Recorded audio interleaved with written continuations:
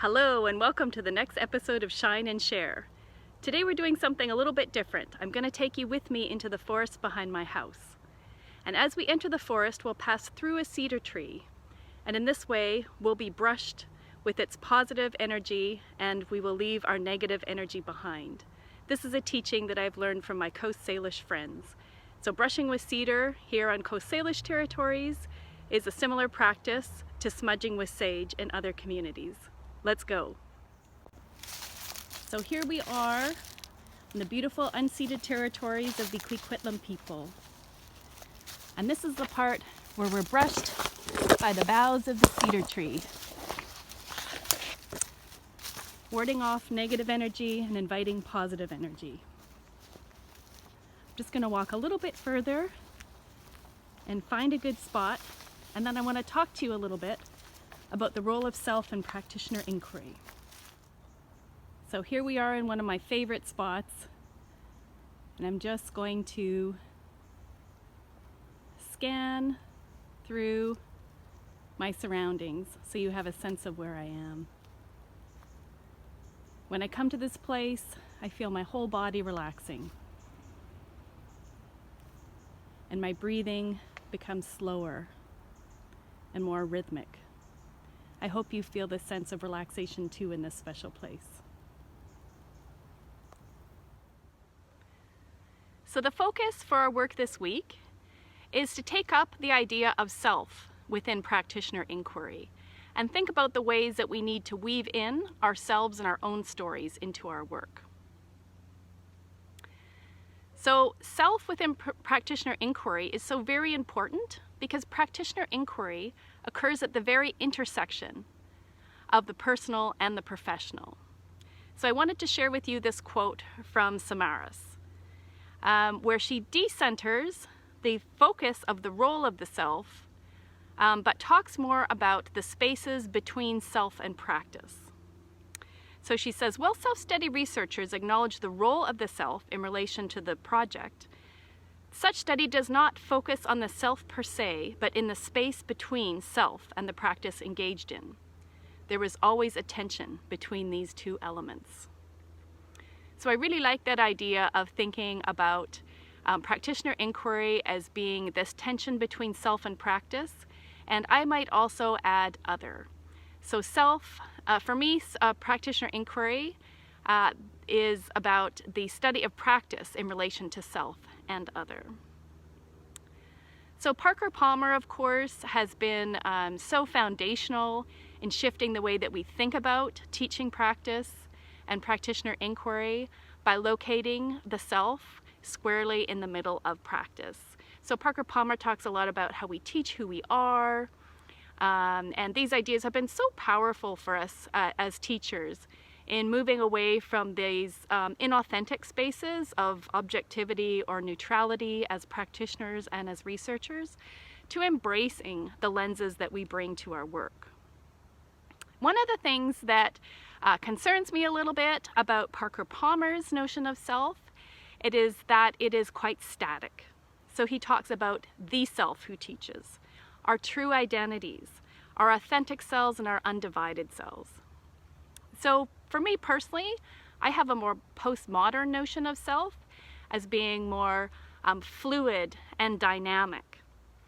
And so I really like Strom and Martin's notion of identity in action, thinking about how there are multiple selves who teach, and that particular selves are activated at certain times and other selves at different times. As we discussed a little bit last time, this notion of subjectivity is really taken up in a different way in practitioner inquiry than it would be in more traditional research. So we talked about and these ideas about self are really intertwined with our understanding of epistemological issues, about how we produce knowledge. So we talked last time about how our own subjective experience is really an important source of knowledge. The example that always comes to my mind is about the teacher who was neglected as a child, and so she's able to see signs of neglect in children that others may not see.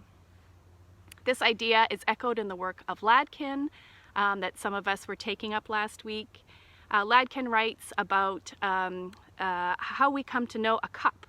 You know, we can know the cup scientifically through its chemical composition, through its volume, its weight, how much fluids it can hold, but that, of course, we can never really truly know the cup until we drink from it. So these, our own subjective perspectives can be so valuable for us as practitioner inquirers. Brookfield says that consulting our own autobiographies as learners puts us in the role of the other. We see our practice from the other side of the mirror and we become viscerally connected to what our own students experience. So in this way, thinking about and exploring our own experiences as students can really be insightful for us as practitioner inquirers. But of course, there is also always the shadow side to subjectivity. It allows us to see certain things, but it obscures others. So Ladkin invites us to question, how can I, while holding on to my subjectivity, also put it aside so I can be open to the other ways in which enable me. How can I, while holding on to my subjectivity, also put it aside so that I can be open to the other in a way which enables the other to reveal something of itself to me? So this leads me to the notion of positionality. So how we are positioned socially impacts what we are able to see. So for myself, as a white woman with a settler background, doing land-based inquiry, positions me in a certain way that certain truths will be revealed to me and others will be obscured. So this is where it's really important, again, to get outside of ourselves, understand our positionality and how it influences what we're able to see.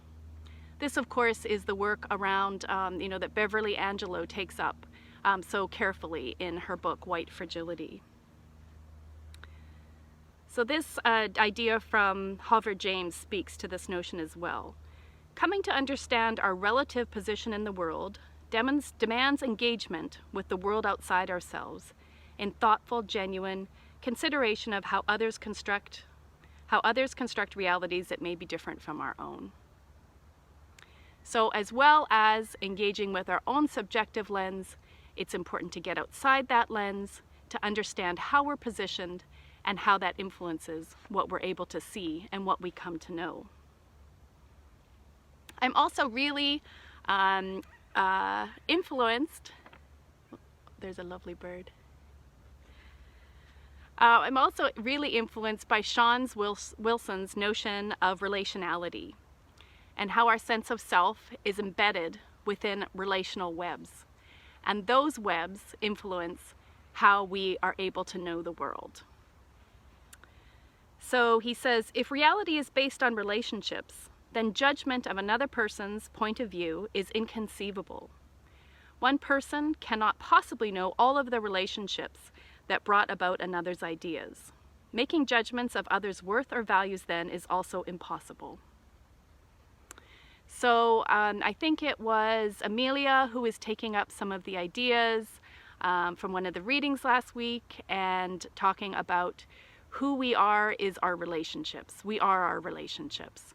And so this leads me to another dimension of self in relation to practitioner inquiry, is being able to understand those relational webs and how they position us to know the world in certain kinds of ways.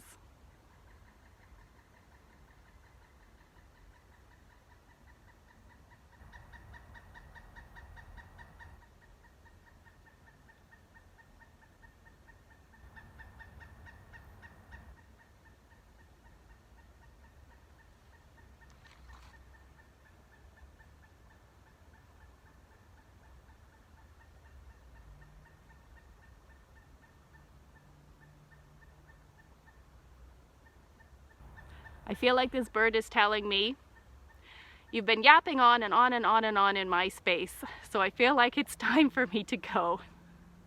I hope you've enjoyed this edition of Shine and Share, and I look forward to our conversations on Tuesday. Take good care, everyone. Mwah.